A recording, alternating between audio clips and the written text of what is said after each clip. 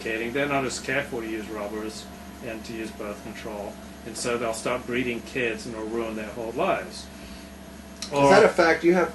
No, I think it's just common sense. Well, I mean, you have actual data that talks about who's more likely to have children out of wedlock. No, this is just common sense. Okay. All right. I think it's common sense.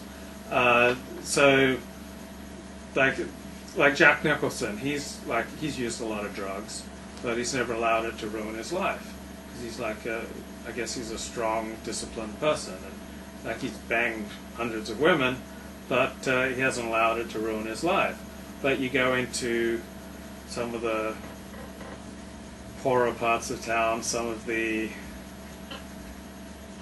rougher parts of town, and you'll find rampant illegitimacy, you'll find rampant drug abuse, you'll find rampant alcohol abuse, you'll find violent crime, you'll find people urinating and defecating on the streets.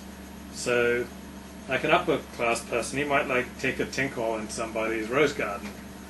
But like the lower class, they'll just whip it out outside of a liquor store or outside of McDonald's, or so there are a lot of vices that really disciplined middle class people such as Rabbs and I, we can indulge in and no harm. But if some of the commoner people in our chat room would say take a toot of cocaine or went to visit the bunny ranch or looked at pornography, they just lose their minds and go, oh, I'm just going to dedicate my life to pursuing this pleasure because it feels so good.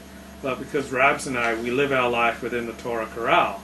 So if we make a quick excursion outside of the Torah corral to visit the bunny ranch, we quickly come back to the Torah corral and we live our lives within the Torah corral, making only the briefest forays outside of the Torah corral, to score some smack or something, and then we come back within the Torah corral and we live our lives basically governed by God's immutable, eternal, transcendent moral law. So we will never harm you, we will never sleep with your non-Jewish daughters, we will not make dirty movies, we will not produce rap music, we will not agitate for rights for the sodomite and the transgendered, we will not push our leftist politics on you, we will not be out fighting for marriage equality so that two men can... if we stray outside the Torah corral, we'll be very furtive about it, we'll dress in black so no one can recognize us, we'll just quickly dip our wicks and then we'll come back inside the Torah corral.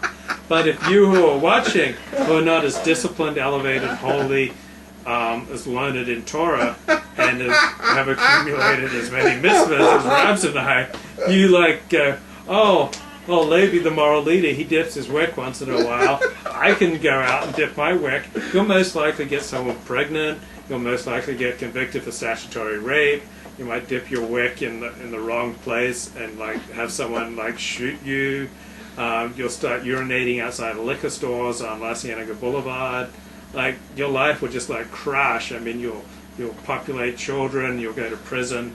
So the Sforno is right. When the greats, such as Rabbi Rabbs and I, stray a little bit, leave me out of your. Leave me out of your. The commoners fall into a steep decline. So this is an incentive for both Rabbi Rabbs and I to not dip our wicks, to not go score smack, to not rob banks, even if they're in Gentile neighborhoods. We should be very careful, very machmir, very strong in every mitzvah. Because if we were to forget to say Birkat Hamazon after eating bread, we would forget to say Birkat Hamazon, then the conservative Jew, he would watch television on Shabbat. The Reform Jew would have sex with someone of the same gender. The Reconstructionist Jew would commit a felony, and the Goyim would commit genocide. So, Rabbi Rabbs and I, we study Torah for 8, 10, 12 hours a day. Because if we stopped studying Torah for 10 hours a day, if we went down to 9 hours a day, well then the local conservative rabbi, he'd move his Torah study from 6 hours a day to 3 hours a day. His conservative congregation would move their Torah study from 15 minutes a day to nothing a day, and then the Reform Jew would go out and marry a non-Jew, and the Reconstructionist Jew would go out and commit a felony.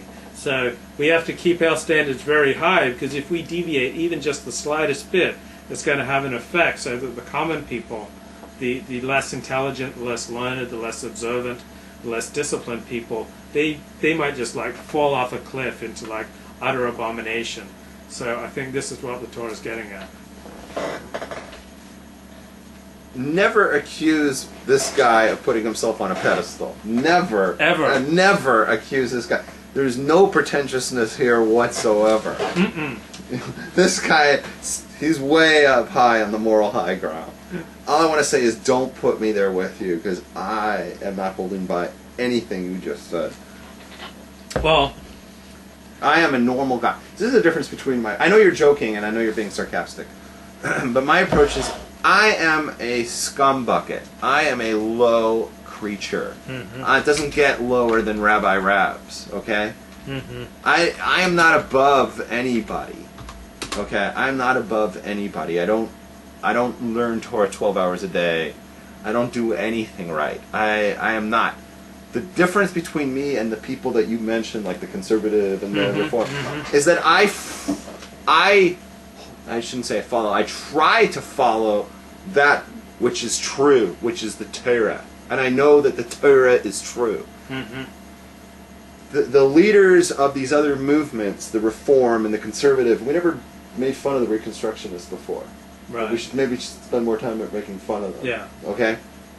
Because I look at them as more like third party. You know, it's like, you got the Republicans and Democrats. I don't have time to make fun of libertarians. You know, right. You know, it's like, but because there's like the three, and then we make fun of them. Mm-hmm. But you want to bring these guys into the fold, we'll start making fun of them too. But you know what?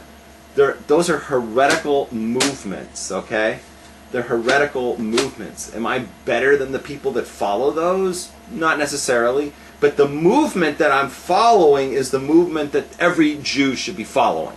Mm-hmm. God wants every Jew to follow the Torah. And there's no, oh, but I follow the Reformed Torah. No, you don't.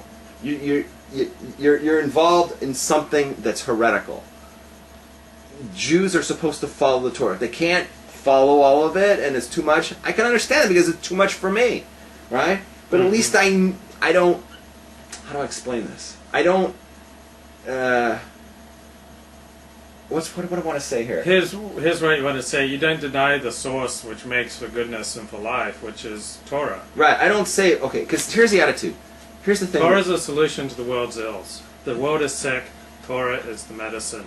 You give the medicine to the patient can get better. If you deny the medicine exists, or you say the medicine doesn't work, then you can't make the world better. Okay, that's a nice meshal, But what I want to say is this.